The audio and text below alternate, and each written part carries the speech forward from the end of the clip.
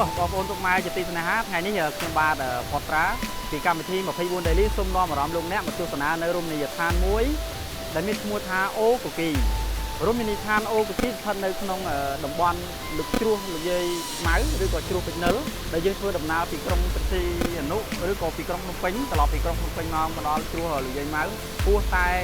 ប្រហែលជា2គីឡូម៉ែត្រនៅខាងឆ្វេងដៃគឺមានផ្លាកសញ្ញាមួយដាក់ថារមណីយដ្ឋានអូកូគីរមណីយដ្ឋានអូកូគីគឺជារមណីយដ្ឋានមួយដែលបងប្អូនតែងតែឃើញជិះដែលបងប្អូនធ្វើដំណើរពីក្រុងភ្នំពេញទៅក្រុងព្រះសីហនុឬពីក្រុងព្រះសីហនុទៅទីក្រុងភ្នំពេញវិញនៅខាងឆ្វេងដៃបងប្អូនឃើញទឹកជ្រោះធ្លាក់តូចមួយតែមិនតូចទេពេលដែលយើងបានមកដល់កន្លែងនេះគឺយើងដឹងថាទឹកជ្រោះអូកូគីគឺមានទំហំធំខ្ពស់ហើយនឹងមានទេសភាពស្រស់ស្អាតគួរឲ្យទាក់ទាញបំផុតបងប្អូនចំណាយពេលតែ5នាទីតែប៉ុណ្ណោះគឺអាចមកដល់ជ្រោះអូកូគីពីជ្រោះអូកូគីទៅថ្មជាតិលេខ4យើងគឺមានចម្ងាយតែ500ម៉ែត្រតែប៉ុណ្ណោះហើយសប្តាហ៍ថ្ងៃនេះជ្រោះអូកូគីត្រូវបានអាជ្ញាធរនិងក្រសួងពាក់ព័ន្ធជាពិសេសក្រសួងទេសចរគឺបានរៀបចំឲ្យមានផ្លូវចូលយ៉ាងស្រស់ស្អាតងាយស្រួលមែនទែនហើយតាក់ទងជាមួយនឹងទេសភាពទូទៅនៅទីនេះគឺមានខ្យល់អាកាសបរិយាកាសល្អជាទីមនោរម្យបាទហើយបន្តិចទៀតនេះក្រុមការងារយើងខ្ញុំនឹងផ្ដល់ទស្សនវិជ្ជាច្រើនតាក់ទងជាមួយនឹងជ្រោះអូកូគីនេះសូមមេត្តាតាមដានទស្សនាទស្សនវិជ្ជារួមទាំងអស់គ្នាដូចតទៅបាទសូមអរគុណ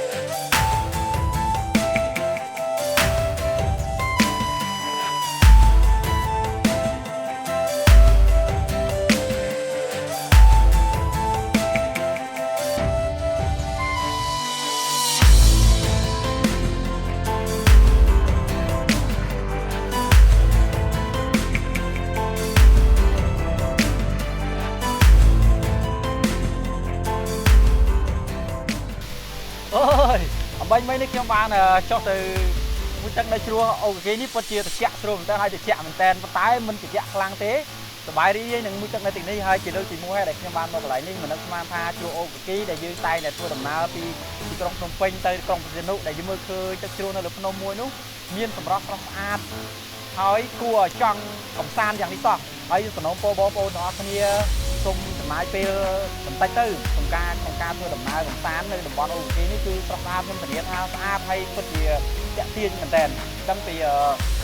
ព្រៃព្រឹក្សានៅកន្លែងនេះថ្មទឹកគឺមានកន្លែងអង្គុយលេងកំសាន្តជាលក្ខណៈគ្រួសារលក្ខណៈបែបជាពេញនិចក៏បានដែរតាមខ្ញុំគិតមើលហើយនៅផ្នែកខាងក្រោមគឺគេមានភោជនីយដ្ឋានដែលមានម្ហូបឆ្ងាញ់ៗចាំទទួលបងប្អូនឬក៏បងប្អូនយកអាហារមកញ៉ាំកន្លែងនេះក៏បានក៏ប៉ុន្តែសំណូមពរបងប្អូនទាំងអស់គ្នាមេត្តាយកចិត្តទុកដាក់តាក់ទងជាមួយនឹងបរិស្ថានឬបញ្ហាសម្រាមសូមបោះសម្រាមទៅក្នុងធុងសម្រាមឲ្យបានត្រឹមត្រូវនិងជួយការពារបរិស្ថានធម្មជាតិវប្បធម៌ធម្មជាតិរបស់ប្រទេសយើងឲ្យបានល្អស្រស់ស្រាយទាំងអស់គ្នាបាទពីខ្ញុំបាទផតត្រាសូមថ្លែងអំណរគុណបងប្អូនទាំងអស់គ្នាដែលបានទស្សនាវីដេអូ24 Daily របស់យើងខ្ញុំហើយសូមចុចប៊ូតុង Subscribe ខាងក្រោមដើម្បីទទួលបានវីដេអូថ្មីៗប្លែកៗពីកម្មវិធី24 Daily របស់យើងខ្ញុំទៀតបាទពីខ្ញុំបាទផតត្រានិងក្រុមការងារទាំងអស់សូមអរគុណនិងសូមជម្រាបលាបាយបាយ